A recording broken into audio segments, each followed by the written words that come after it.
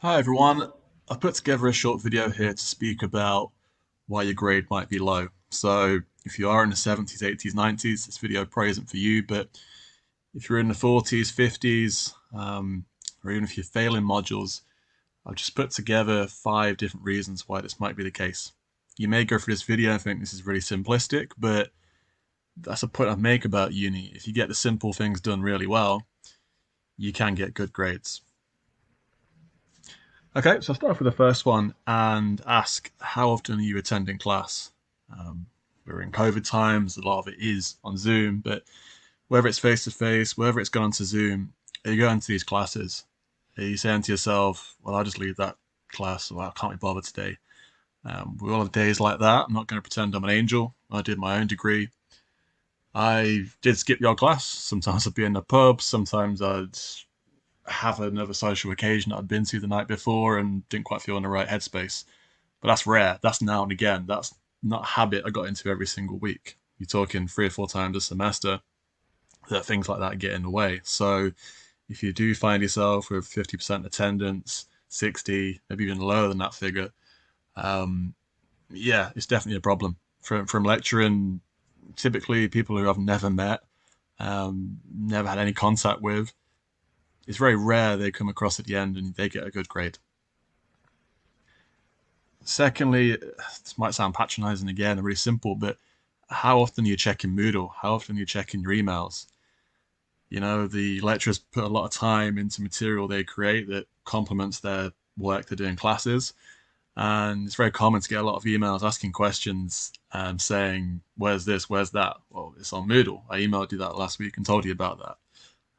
I don't expect it to be perfect. You might miss the odd email, but if you find yourself in this habit all the time of chasing up lecturers for stuff that is clearly on Moodle or available, again, it's something you might want to evaluate going in the future.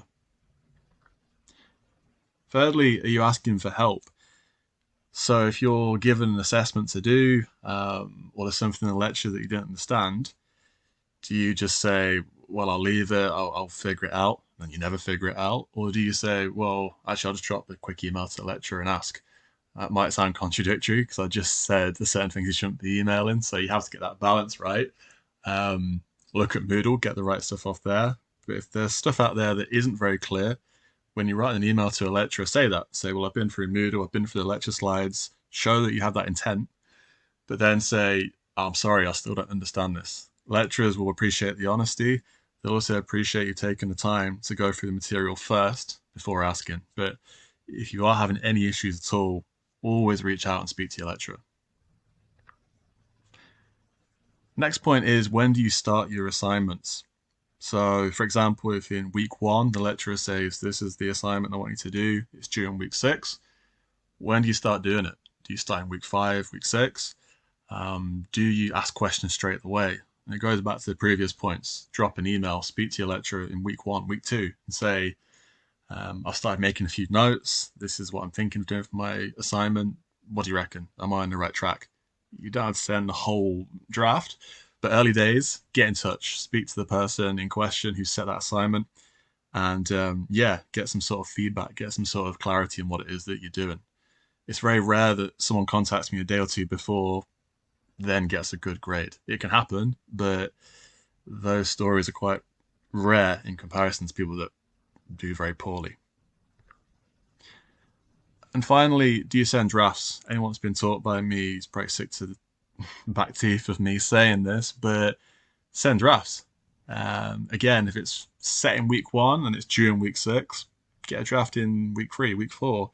Don't be sending drafts a day or two before, or fail to send the draft. Do it early. Some lecturers might read through 2 or 3 editions, but all lecturers should read at least one draft. So make sure you're giving something in. It's very rare that I don't receive a draft, see the very end product, and it's a high standard. It can happen, but typically when I receive a draft, it's on a first glance, it's 2-2 level, maybe even less.